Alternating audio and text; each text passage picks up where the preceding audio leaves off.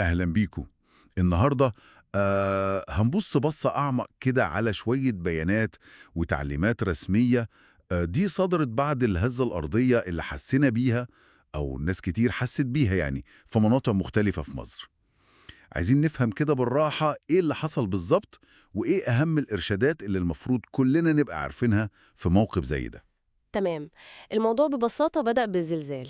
مش بسيط قوي يعني، قوته كانت 6.5 ريختر صح؟ لا، هو طبعا مش بسيط كقوة، 6.5 دي مش قليلة خالص. أنا قصدي بداية الحدث نفسه كانت زلزال. مم. ده كان مركزه في البحر المتوسط، قريب شوية من جزيرة كريت اليونانية. وده حصل إمتى؟ ده كان الصبح بدري، يعني تقريبا الساعة 6:15 صباحا. والهزة دي فعلا وصلت لناس كتير، يعني سكان القاهرة الكبرى، بعض المحافظات الساحلية كمان حسوا بيها.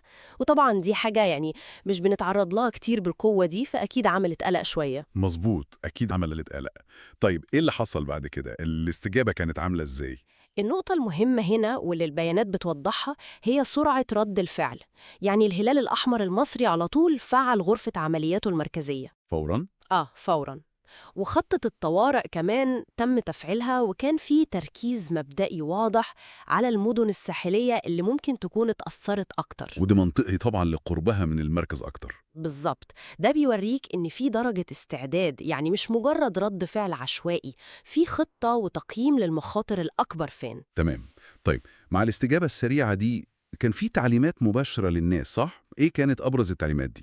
طبعا التعليمات ركزت على كام نقطة كده محددة جدا وعملية. أول وأهم حاجة، لو سمحتوا ابعدوا فوراً عن أي مباني قديمة أو متهالكة، أو حتى لو جديدة بس عليها علامات شروخ واضحة.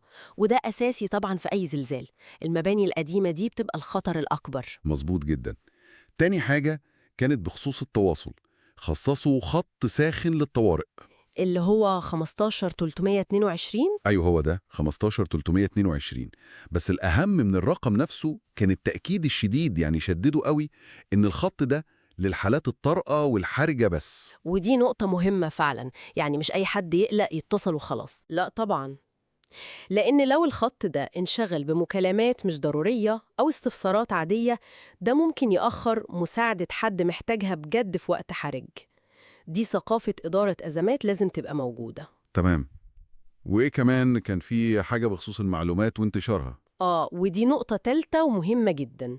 التأكيد على إن أي تحديثات أو معلومات جديدة لازم الناس تاخدها من المصادر الرسمية المعتمدة فقط. وهنا حددوا بالاسم الصفحة الرسمية للهلال الأحمر المصري كمصدر موثوق. وده عشان الشائعات طبعا. بالظبط. في